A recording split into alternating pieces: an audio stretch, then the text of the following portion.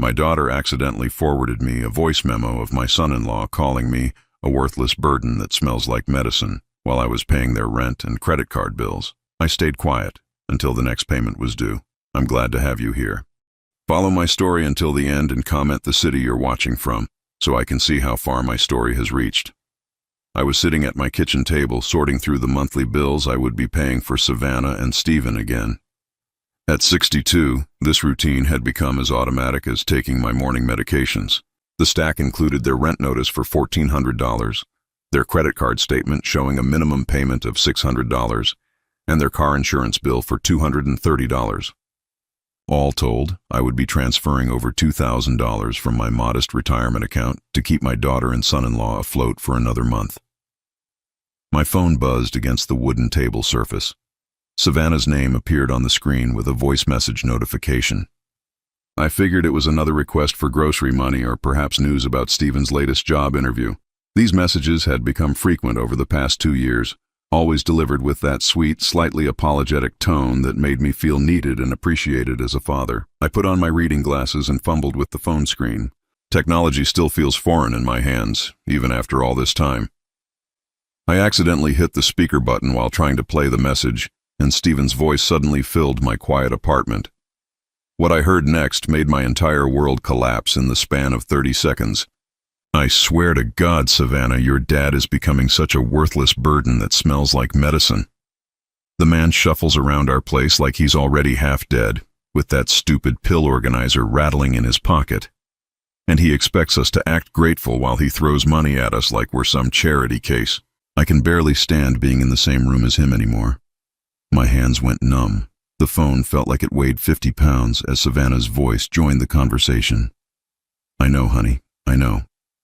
But we need his money right now. The rent is due tomorrow and our credit card is completely maxed out again. Just smile and nod when he comes by this week. We can figure out how to deal with this whole situation later when we're more financially stable. Later?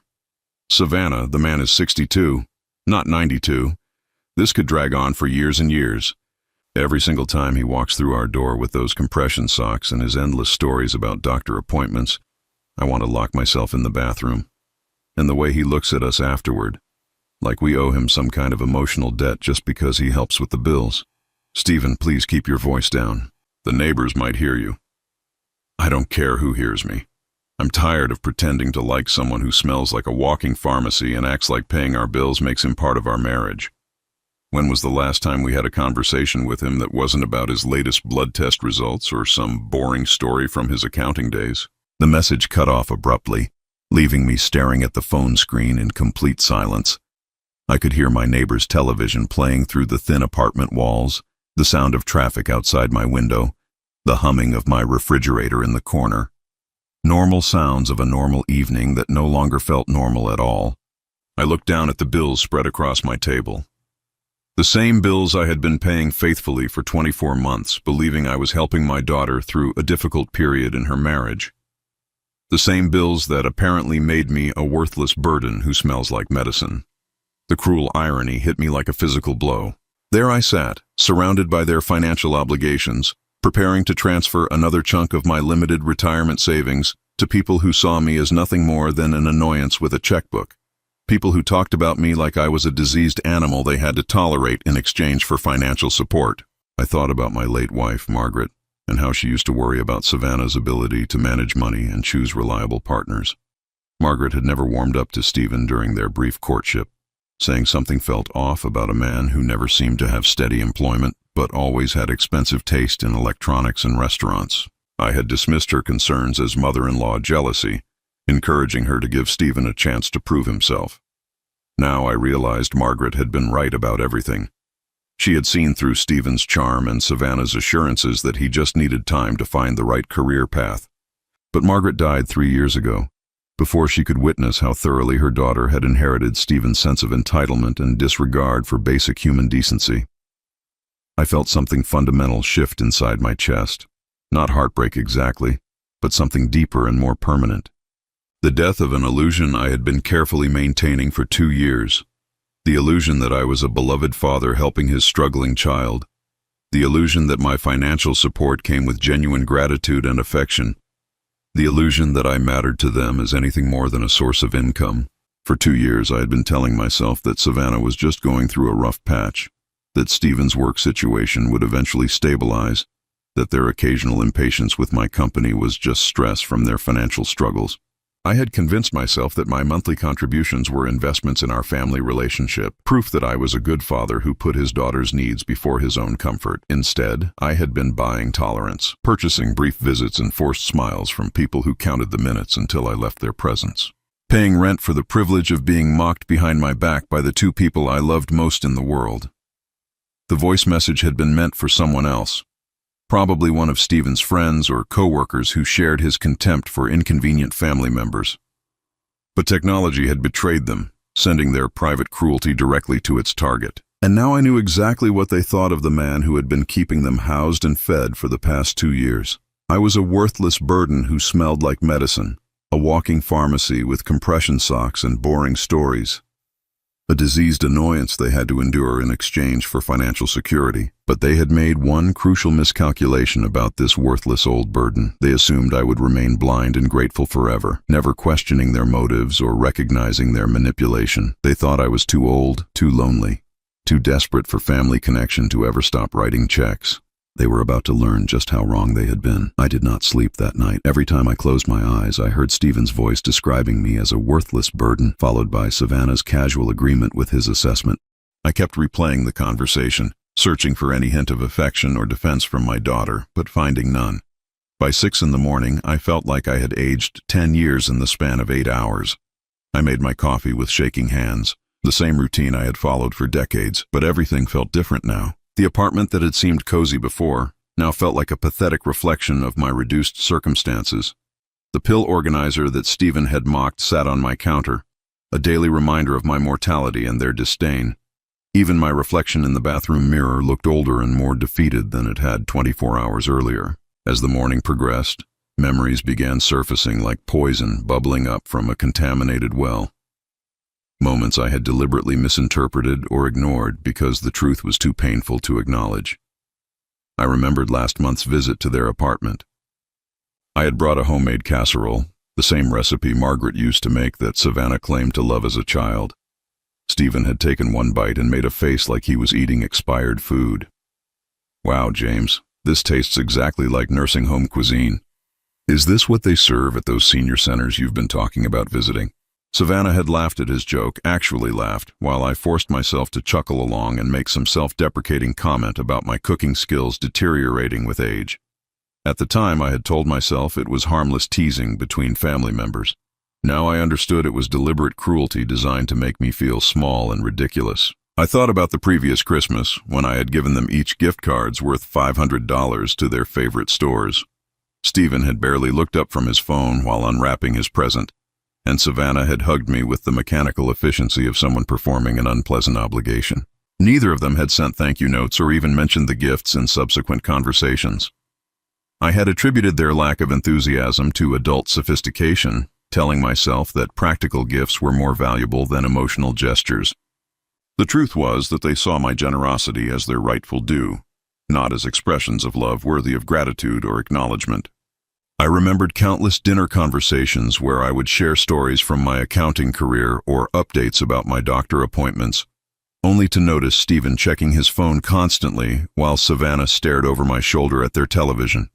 Their body language screamed boredom and impatience, but I had interpreted their distraction as the natural result of generational differences in busy lives. Now I realized they genuinely found my company unbearable. Every story I told, every health update I shared, every attempt at normal family conversation was perceived as an imposition by people who saw me as an obligation, rather than a human being they cared about. The most devastating revelation was understanding how long this had been going on. The voice message suggested that their contempt for me was well established and frequently discussed. This was not a recent development triggered by temporary stress or financial pressure. They had been tolerating me for months, possibly years, while privately discussing how much they disliked spending time with me. I thought about my weekly visits to their apartment, how I would always bring groceries or small gifts, how I would stay for exactly 2 hours before announcing my departure to avoid overstaying my welcome. I had been so careful not to impose on their time or space, so grateful for any attention they showed me, so eager to prove that I was a helpful rather than burdensome presence in their lives. Instead, every visit had been an ordeal they endured in exchange for continued financial support.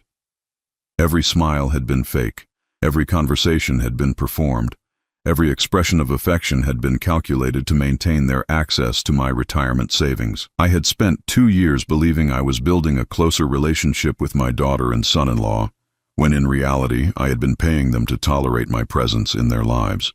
I had been so desperate to maintain family connections after Margaret's death that I had willingly transformed myself into a source of income rather than demanding to be treated as a human being worthy of genuine respect and affection. The phone rang at 11:30 that morning, interrupting my painful inventory of past humiliations. Savannah's name appeared on the caller ID, and I stared at the screen for several rings before answering. Her voice sounded artificially bright and caring, the same tone she had been using for months that I now recognized as completely fraudulent. "Hi, Daddy. How are you feeling today?" "Did you remember to take your blood pressure medication this morning?" Every word felt like a small knife cutting into my chest. The fake concern, the patronizing tone, the assumption that I needed reminding to take medications I had been managing independently for years. Yesterday, this conversation would have made me feel loved and cared for. Today, I heard it as the performance it had always been.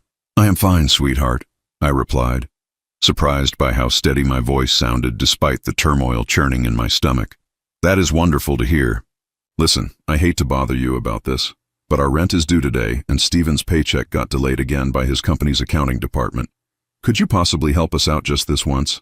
We will definitely pay you back as soon as his next check comes through and we get caught up on everything." The same lie she had been telling for 24 months. Steven's paychecks were always delayed, his accounting department was always incompetent, their financial stability was always just one paycheck away, and I was always expected to bridge the gap without question or complaint, like a reliable ATM machine that dispensed money on demand. "Of course," I heard myself saying, my voice remaining calm and accommodating. "I will transfer the money this afternoon. You are absolutely the best father in the world, Dad. Steven and I feel so lucky to have you in our lives. We love you so much and appreciate everything you do for us."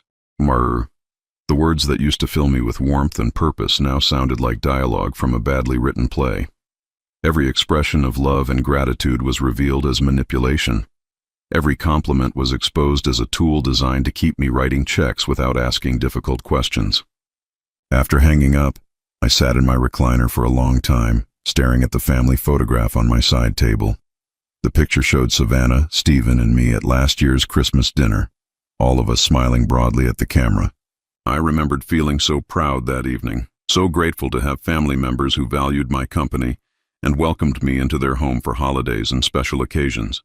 Now, the photograph looked like evidence of my own pathetic delusions. The smiles were fake. The warmth was performed. The family unity was purchased with my retirement savings. I had been so desperate to believe in our relationship that I had ignored every sign pointing to its artificial nature. But here was something they did not know about this worthless old burden who smelled like medicine. I had spent 43 years managing a small accounting firm, dealing with difficult clients, making tough financial decisions, and recognizing when people were trying to manipulate me for their own benefit. I knew how to read people, how to plan ahead, how to be patient, and how to protect myself from those who saw me as nothing more than a source of easy money. And I was about to remind them that underestimating someone could be a very expensive mistake. 3 days passed before I made my first move. 3 days of careful consideration, of weighing my options, of planning exactly how to handle this situation with the precision I had once applied to managing client accounts. I did not act out of anger or hurt feelings. I acted out of clarity. When their rent payment came due on the 15th of the month, I simply did nothing. No transfer, no phone call, no explanation. I sat at my kitchen table, drinking my morning coffee, and watched the clock tick past 9 in the morning without moving a single dollar from my account to theirs. For the first time in 24 months, Savannah and Steven would have to figure out their own financial obligations without my automatic assistance. The silence felt powerful. For 2 years, I had been so eager to help, so quick to respond to their needs, so afraid of disappointing them that I had never given them reason to worry about my reliability. They had grown accustomed to my money appearing in their account like clockwork, without delay or conditions. They had never had to wonder if I might say no or ask questions or simply forget to help them. Today they would learn what uncertainty felt like. My phone rang at 11:15. Savannah's name appeared on the screen, and I let it ring 4 times before answering, something I had never done before. When I picked up, her voice carried the first note of genuine concern I had heard from her in months. "Hi, Dad. I was just checking to see if you had any trouble with the bank transfer today. Sometimes those online systems can be really confusing, and I know technology is not always your strong suit." The condescension in her voice was remarkable. She was already creating excuses for me, assuming that any delay must be due to my incompetence with modern banking rather than a deliberate choice on my part. Even when asking for help, she could not resist treating me like a confused elderly person who needed guidance with basic tasks. "Oh," I said, injecting just the right amount of vague confusion into my voice. "Was I supposed to transfer money today?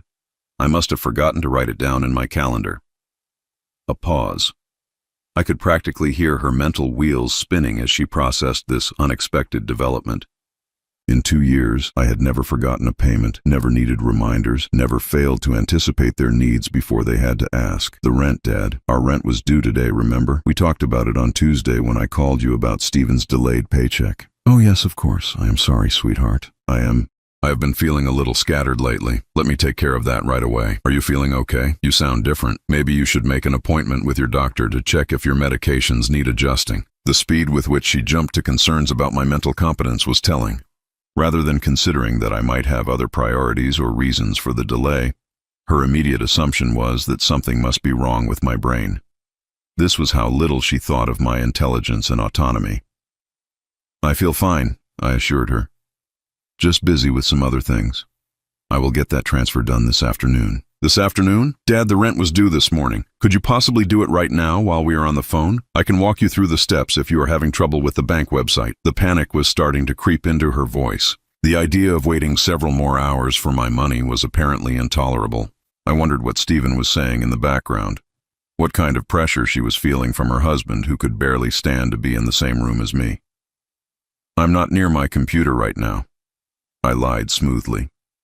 "But I promise I will take care of it before 5 o'clock today." After hanging up, I felt something I had not experienced in years, a sense of control over my own life.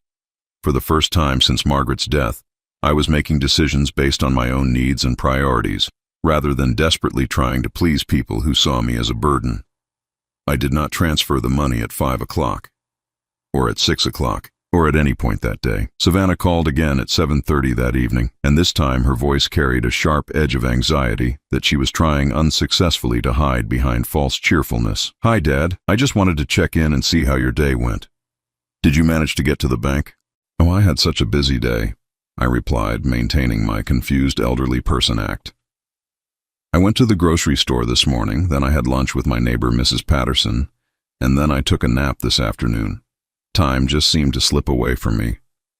"Dad, you said you would transfer the rent money before 5 o'clock today." "Our landlord is going to charge us a late fee if the payment does not come through tonight." For the first time in our conversation, she had dropped the pretense of concern for my well-being and moved straight to the real issue, their money. No more questions about my health or offers to help me navigate technology, just direct pressure to produce the funds they needed. "Oh my goodness, I completely forgot about that," I said, allowing genuine surprise to color my voice. "I am so sorry, sweetheart. Tomorrow has been such a blur lately. Should I take care of it right now, or would first thing tomorrow morning be acceptable?" The silence stretched for nearly 10 seconds. I could imagine her gripping the phone, trying to figure out how to respond to this unprecedented situation. Her reliable father, her dependable source of emergency funds, was suddenly acting like an unreliable old man who could not keep track of basic commitments. "Tonight would be much better, Dad. Stephen is really stressed about the late fee, and you know how hard he has been working to find steady employment. Could you please just log into your bank account and send the transfer right now while I wait on the phone?" The desperation was becoming obvious now. Her voice had lost all traces of the patronizing sweetness she usually used with me. This was panic, pure and simple. They had no backup plan, no savings to cover their rent, no way to manage their basic living expenses without my money. "Of course, honey," I said. "Let me go find my reading glasses and boot up the computer. This might take a few minutes since I am not as quick with these things as you young people are." I put the phone down and made myself a cup of tea. When I returned 15 minutes later, Savannah was still waiting on the line, though I could hear tense conversation happening in the background. Stephen's voice was raised, though I could not make out his exact words. "Sorry that took so long," I said. I could not remember where I left my reading glasses, and then the computer was being very slow to start up. "Did you manage to send the transfer?" "Well, I logged into the bank website, but then I got confused about which account to send the money from. I have my checking account and my savings account, and I was not sure which one had enough money to cover the full amount. Maybe I should wait until tomorrow morning when I can call the bank and ask them to help me figure it out." The sound that came from Savannah's end of the phone was somewhere between a gasp and a groan. I could hear Stephen's voice getting louder in the background, though his words were still indistinct. "Dad, please, I really need you to try one more time tonight. Stephen and I cannot afford the late fee on top of everything else we are dealing with right now. I understand, sweetheart, but I just do not want to make a mistake and accidentally transfer money from the wrong account or send the wrong amount. You know how these computer systems can be.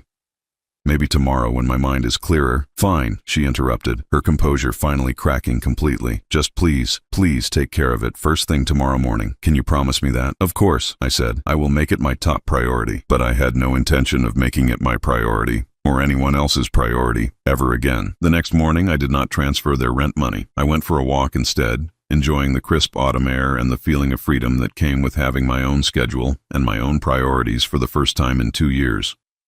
My phone started ringing at 9:30.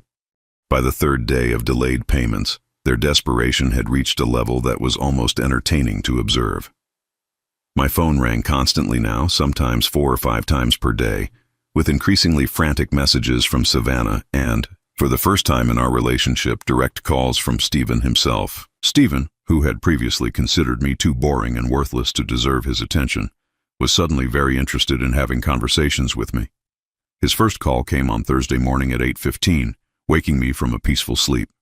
"James, hey, it's Stephen. Listen, I wanted to check in with you personally because Savannah mentioned you might be having some trouble with your banking situation, and I know how frustrating technology can be for people your age." The condescension was breathtaking.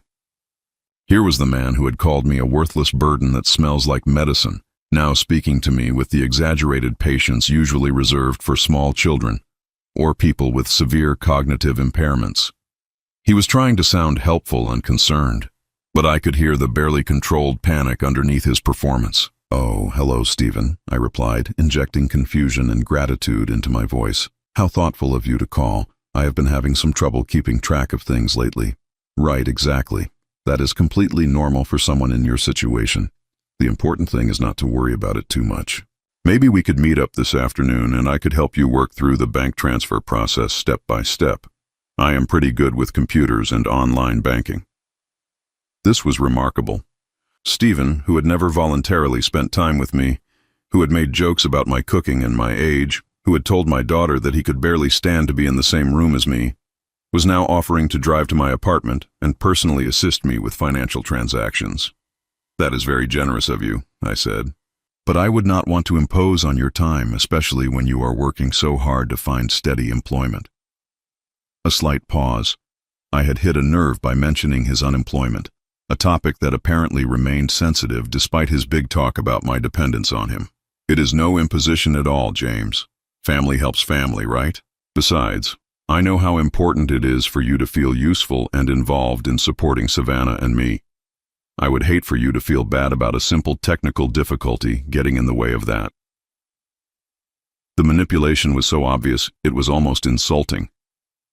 He was trying to frame his desperation for my money as concern for my emotional well-being, suggesting that I would feel bad if I could not continue subsidizing their lifestyle.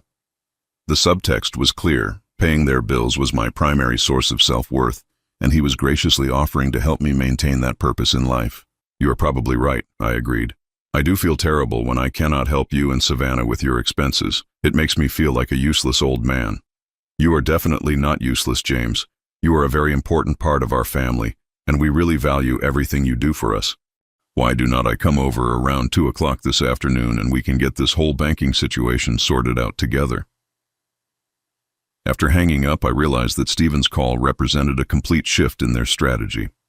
For 2 years he had maintained the pretense that he barely tolerated my existence, leaving all financial requests and family interactions to Savannah while he remained aloof and dismissive. Now, faced with the prospect of actually having to pay their own bills, he was suddenly willing to spend an entire afternoon pretending to enjoy my company. I wondered what conversations were happening between them behind closed doors. How many arguments had they had about my sudden unreliability? How much blame was Stephen placing on Savannah for failing to maintain better control over her father's financial contributions?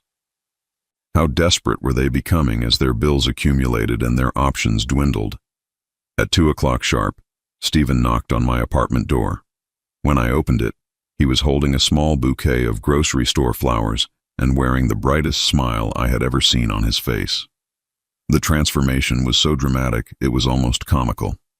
"James, you look great today. I brought these flowers because I know how much you appreciate thoughtful gestures, and I wanted to show you how much Savannah and I care about you." He stepped into my apartment and immediately began commenting on various objects and decorations with enthusiastic interest, as if he had never noticed them during his previous visits. He praised a painting that he had once described as depressing, complimented my furniture arrangement that he had previously called outdated, and asked detailed questions about my medication routine that he had formerly mocked. "I have been thinking lately about how lucky Savannah and I are to have you in our lives," he continued while settling onto my couch. "You bring so much wisdom and stability to our family. I feel like I have not been appreciative enough of everything you do for us." I sat across from him, observing this performance with fascination. Every word was calculated. Every gesture was designed to rebuild a relationship that he had never valued in the first place. He was trying to manufacture affection and respect in the span of a single afternoon, undoing 2 years of contempt and disregard with desperate charm. "That is very kind of you to say," I replied. "I sometimes worry that I am becoming a burden in my old age." "A burden? James, that is crazy talk. You are the opposite of a burden. You are a blessing. Savannah and I were just talking last night about how grateful we are for your support and guidance." The lies came so easily to him that I found myself almost impressed by his shamelessness. This was the same man who had described me as a worthless burden just 4 days earlier, now claiming that he and Savannah regularly discussed their gratitude for my presence in their lives. "Now," he continued, "why do not we tackle this banking situation together? I know technology can be overwhelming, but I am here to help you through every step of the process." I led him to my computer desk and deliberately fumbled with the mouse and keyboard, playing up my confusion while he guided me through logging into my bank account. When we reached the transfer screen, I squinted at the monitor and shook my head. "I am sorry, Stephen, but these numbers are so small and everything looks so complicated. Are you sure I will not accidentally send money to the wrong place or transfer the wrong amount?" "Do not worry about that at all," he assured me, his voice tight with barely controlled urgency. "I will double-check everything before you hit the submit button. We just need to transfer $1,400 to Savannah's checking account for the rent, and then maybe $800 for the credit card payment if you can manage it." I stared at the screen for a long moment, then turned to him with a confused expression. "Stephen, I hate to ask this, but could you remind me why I am sending this money? Is this for a special occasion or emergency of some kind?" The question clearly caught him off guard. His mouth opened and closed a few times before he managed to respond. "It is for the regular monthly expenses, James. The rent and credit card payment that you help us with every month. You know, the arrangement we have had for the past couple of years." "Oh, of course," I said, nodding as if the memory was slowly returning. "I am sorry. Sometimes I get confused about these things. There are so many different bills and payments to keep track of." "Exactly, which is why it is great that I am here to help you remember and organize everything. Should we go ahead and process the transfer now?" I looked at the computer screen again, then back at Stephen, whose smile was becoming increasingly strained. "You know what? I think I should probably call my bank tomorrow morning and speak with a representative about this. I want to make sure I understand exactly what I am doing before I transfer such a large amount of money." Stephen's face went pale. "James, the rent was due 3 days ago. We really cannot wait any longer for this payment." "Oh dear," I said, genuine concern creeping into my voice. "I had no idea the situation was so urgent. Why did you not mention that sooner?" "I did mention it. Savannah has been calling you every day about this. Has she? I do not remember those conversations very clearly. Maybe I should start writing things down so I do not forget important details like this. I could see the realization dawning in Stephen's eyes. The possibility that I was not just confused or forgetful, but that something more fundamental had changed about my willingness to automatically solve their financial problems. The possibility that their reliable income source was becoming unreliable through circumstances beyond their control. "James," he said slowly, "is everything okay with your health? Have you been feeling confused or forgetful lately?" "I feel fine," I assured him. "Just a little overwhelmed by all these financial responsibilities. Maybe I should talk to my doctor about whether managing so many different payments is too much stress for someone my age." The look of pure panic that crossed his face was worth 2 years of humiliation and disrespect. 2 weeks had passed since Stephen's unsuccessful visit to my apartment, and their situation had deteriorated to the point where subtlety was no longer possible. The gentle manipulation and fake concern had been replaced by increasingly desperate phone calls and unexpected visits. They were no longer trying to maintain the illusion that they cared about my well-being. They just wanted their money. On a Tuesday evening, as I was enjoying a quiet dinner of leftover pot roast, both Savannah and Stephen appeared at my door without warning. Through the peephole, I could see the tension in their faces, the way they stood close together like soldiers preparing for battle. This was not going to be a social visit. I opened the door and greeted them with the same confused smile I had been perfecting for the past 2 weeks. What a wonderful surprise. I was not expecting company tonight. Savannah pushed past me into the apartment, her usual pretense of politeness completely abandoned. Stephen followed close behind, his face grim with determination. They both sat down on my couch without being invited, creating an atmosphere of confrontation that filled my small living room. "Dad, we need to have a serious conversation," Savannah announced, her voice carrying an edge I had not heard since she was a teenager arguing about curfew. "Stephen and I are very concerned about your recent behavior." I settled into my recliner, maintaining my expression of innocent confusion. "My behavior? Have I done something wrong?" "You have not paid any of our bills for 2 weeks, Stephen said bluntly, abandoning any attempt at diplomacy. "Our rent is 14 days overdue, our credit card payment bounced, and our car insurance got canceled yesterday. We need to know what is going on with you." The directness was almost refreshing after weeks of manipulation and false concern. Finally, they were admitting what this relationship had always been about, my money and their bills. No more pretending to care about my health or happiness, no more fake gratitude or manufactured affection. "I am sorry," I said, allowing confusion to creep into my voice. "I have been feeling so scattered lately. Sometimes I forget what day it is, or whether I have already taken care of something. Maybe I should start keeping better notes about my responsibilities." Savannah leaned forward, her eyes narrowing with suspicion. "Dad, you managed your own accounting business for over 40 years. You never forgot important dates or financial obligations in your entire life. This sudden confusion does not make sense." She was sharper than I had given her credit for. Despite her willingness to exploit my generosity, she had inherited enough of my analytical nature to recognize when something did not add up. The question was whether she would push hard enough to uncover the truth, or whether she would accept whatever explanation kept the money flowing. "People change as they get older, sweetheart," I replied gently. "Maybe my mind is not as sharp as it used to be. Perhaps I should see a doctor about medication adjustments or memory supplements." "Or perhaps," Stephen interjected, his voice heavy with frustration, "you are upset about something and taking it out on us by withholding financial support. If we have done something to offend you, just tell us what it is so we can fix it and move on." This was interesting. Stephen was smart enough to consider that my behavior might be deliberate, but not quite smart enough to figure out what had triggered it. He was treating this like a negotiation where the right combination of words would restore their access to my bank account. "Upset?"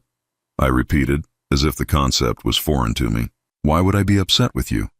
You are my family. Family members do not deliberately hurt each other." The irony of that statement hung in the air between us.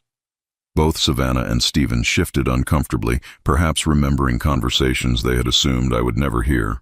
"That is exactly right," Savannah said quickly. "Family members support each other, which is why we are so confused about why you have stopped helping us with our expenses. Dad, we really need that money." Our landlord is threatening to start eviction proceedings if we do not catch up on the rent by Friday." "Eviction?" I said, genuine alarm coloring my voice. "That sounds very serious. How did things get so bad so quickly?" "They got bad because you stopped paying our bills without any explanation." Stephen snapped, his patience finally exhausted. "For 2 years you have been reliable and consistent, and now suddenly you are acting like you do not remember our arrangement. Either you are having serious cognitive problems, or you are playing games with us." The mask was slipping completely now. Stephen's contempt for me was bleeding through his desperation, revealing the man who had called me a worthless burden in that accidental voice message. But he had made a crucial error by presenting me with an ultimatum. Either I was becoming senile, or I was deliberately manipulating them. It was time to show them exactly which option was correct. I reached into the side table drawer next to my recliner and pulled out my phone. With deliberate slowness, I navigated to my voice messages and found the recording that had started this entire transformation. Savannah and Stephen watched with growing confusion as I held up the phone between us. "Before we continue this conversation," I said, my voice dropping its confused undertone for the first time in 2 weeks, "I think you should hear something that was accidentally sent to me a few weeks ago." I pressed play, and Stephen's voice filled my apartment with the same clarity and cruelty that had shattered my illusions weeks earlier. "I swear to God, Savannah, your dad is becoming such a worthless burden that smells like medicine." Savannah's face went white as the recording continued. Stephen looked like he was going to be sick. Both of them sat frozen on my couch as their private conversation played out in its entirety. Every cruel word and dismissive laugh echoing through the room they had violated with their presence. When the message ended, the silence was deafening. I set my phone down on the side table and looked at them both with the same calm expression I had maintained throughout our conversation. "So," I said quietly, "to answer your question, Stephen, I am not having cognitive problems. I remember everything perfectly clearly, including exactly what you think of me." Savannah found her voice first, though it came out as barely more than a whisper. "Dad, that was taken out of context. We were just frustrated about money, and Stephen said things he did not mean." "Really?" I replied, because it sounded like a very detailed and specific assessment of my character. "A worthless burden that smells like medicine. Someone you can barely stand to be in the same room with. Someone whose only value is writing checks to cover your expenses." Stephen finally spoke up, his voice shaking with panic. "James, I am so sorry. I was having a bad day, and I took my frustrations out by saying terrible things about you. It does not reflect how I really feel." "How you really feel?" I stood up from my recliner, and for the first time in this conversation, I allowed my anger to show through my calm facade. "Stephen, that recording lasted over 2 minutes. Those were not words spoken in a moment of frustration. That was a detailed conversation about how much you both despise having me in your lives." Savannah started crying, though I suspected the tears were more about losing their financial support than genuine remorse for their cruelty. "We do not despise you, Dad. We love you. We were just stressed about money and said things we should not have said." "You love my money," I corrected. "You love the fact that I pay your rent and your credit card bills and your insurance premiums. But you have never loved me. That recording made it very clear that you see me as nothing more than an inconvenience you tolerate in exchange for financial support." The truth was finally out in the open, and none of us could pretend otherwise anymore. They sat on my couch looking like children caught in a lie, while I stood over them feeling more clear-headed than I had in years.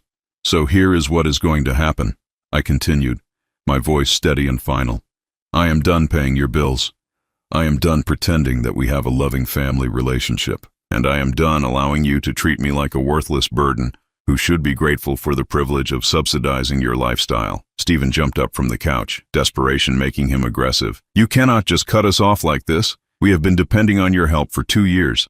We have bills, responsibilities, commitments that we made based on your support. You made commitments based on my support," I repeated slowly, while privately discussing how much you despise my company. "That was your choice, Stephen. Now you get to live with the consequences of that choice." As I watched them leave my apartment that night, both of them crying and pleading for one more chance, I felt something I had not experienced since Margaret died. I felt free. 6 months later, I was sitting on the small balcony of my new apartment, watching the sunrise over the city while sipping coffee that tasted better than any I had made in years. The apartment was smaller than my previous place, but it was entirely mine. Every piece of furniture, every decoration, every decision about how to spend my time and money belonged to me alone. The transition had not been immediate. For the first few weeks after confronting Savannah and Stephen, I had waited for them to call, to apologize, to attempt some kind of reconciliation, but the silence stretched on. And eventually I realized that they had never really wanted a relationship with me at all.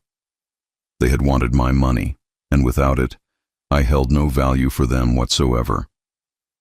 The realization should have been devastating, but instead it felt like stepping out of a prison I had built around myself. For 2 years, I had been so desperate to maintain family connections that I had allowed myself to be treated as less than human. I had paid for the privilege of being mocked, ignored, and dismissed by people who saw me as nothing more than a convenient source of income. Now, for the first time since Margaret's death, I was living for myself. I had used the money I had been spending on their bills to downsize to a comfortable one-bedroom apartment in a building full of active seniors. My new neighbors were people who chose to spend time with me because they enjoyed my company, not because I paid their expenses. We played cards on Tuesday evenings, took walking tours of local museums on weekends, and shared potluck dinners where everyone contributed something meaningful to the conversation. Mrs. Chen from down the hall had become a particularly close friend.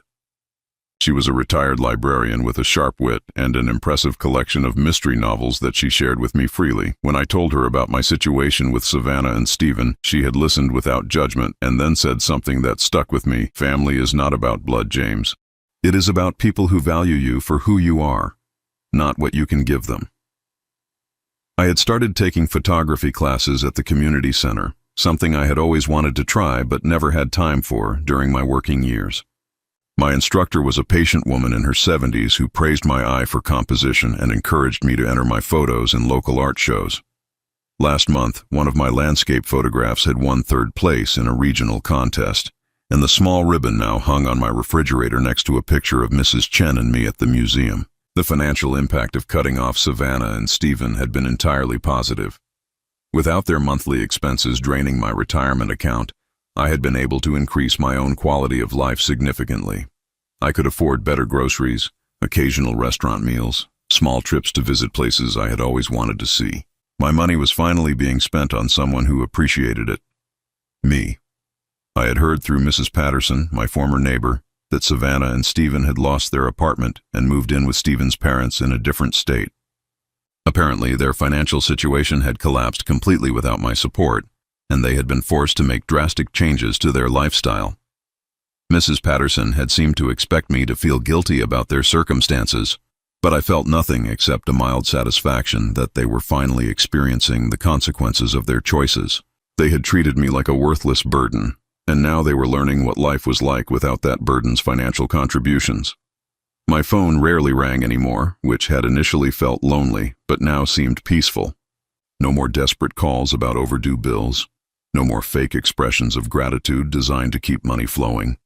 No more conversations where I felt like an inconvenience being tolerated by people who resented my existence. The silence was golden. On a Thursday afternoon in early spring, as I was returning from a photography walk in the nearby park, I found Savannah standing outside my apartment building. She looked older than I remembered, tired in a way that went beyond physical exhaustion. Her clothes were clean but clearly secondhand, and she carried herself with the defeated posture of someone whose plans had not worked out. "Hello, Dad," she said quietly when she saw me approaching. "Could we talk for a few minutes?" I studied her face, looking for signs of the manipulation and false emotion that had characterized our previous interactions. Instead, I saw something that looked like genuine humility, though I had learned not to trust my initial impressions when it came to my daughter. "What did you want to talk about?" I asked, making no move to invite her inside. "I wanted to apologize," she said, her voice barely above a whisper, "for everything, for the way Stephen and I treated you, for taking advantage of your generosity, for saying horrible things about you behind your back. We were wrong, and I am sorry. I am." The apology sounded sincere, but I had heard sincere-sounding words from her before that had turned out to be carefully crafted performances designed to achieve specific outcomes. I waited for her to continue, curious about what she was really after. "I know you probably do not want to have anything to do with me anymore," she continued. But I wanted you to know that Stephen and I are not together anymore. Living with his parents made us both realize that our relationship was built on very shallow foundations. Without your money to cushion our problems, we fell apart pretty quickly. This information was mildly interesting but not particularly surprising. A relationship based on shared entitlement and mutual contempt for their benefactor was unlikely to survive once that benefactor was removed from the equation. "I am sorry to hear that," I said, though I was not sure if I meant it. "I also wanted you to know that I have a job now. It does not pay very much, but it is honest work, and I am learning to manage my own finances instead of depending on other people to solve my problems. I am sharing a small apartment with 2 roommates, and it is not glamorous, but it is mine." She paused, looking at me with an expression I could not quite read. "I am not asking for money, Dad. I know I do not deserve your help anymore. I just wanted you to know that I understand now how badly we treated you, and I will regret it for the rest of my life." I believed that she regretted it. What I was less certain about was whether she regretted the cruelty itself or simply the consequences of being caught. "I appreciate you telling me that," I said carefully. "It takes courage to admit when you have made mistakes." "Could we possibly have coffee sometime?" she asked, hope creeping into her voice. "I understand if you do not want to see me again, but I would like the chance to rebuild some kind of relationship with you, if that is possible. Not a financial relationship," she added quickly. "Just a real one, where we actually care about each other instead of what we can get from each other." I looked at my daughter, this woman who had once been a little girl I had loved more than my own life, and felt something shift inside my chest. Not forgiveness exactly, but a recognition that people could change, that lessons could be learned, that redemption was sometimes possible for those willing to earn it. "Maybe," I said finally, "but it would have to be very different from before. I am not the same person I was 6 months ago, Savannah. I have learned what my own company is worth, and I will not accept being treated as less than that ever again." "I understand," she said, tears starting to form in her eyes. I would not expect anything else. As I watched her walk away that afternoon, I realized that I was genuinely curious about whether she had learned from her mistakes, whether the person she was becoming could be someone I might want to know. But I was no longer desperate for her approval or affection. I had built a life that fulfilled me without requiring her participation. If she wanted to be part of it, she would have to earn that privilege through consistent, genuine respect for the person I had become. And if she chose not to make that effort, I would continue to be perfectly happy with the friends and activities and independence I had discovered in her absence. For the first time in my adult life, I was enough for myself. Everything else was just a bonus. That evening, as I sat on my balcony watching the sunset paint the sky in shades of orange and pink, I raised my coffee cup in a small toast to the man I had become. A man who knew his own worth, who demanded respect, who chose his relationships based on mutual affection rather than financial obligation. A man who was no longer anyone's burden, but finally, blessedly, free.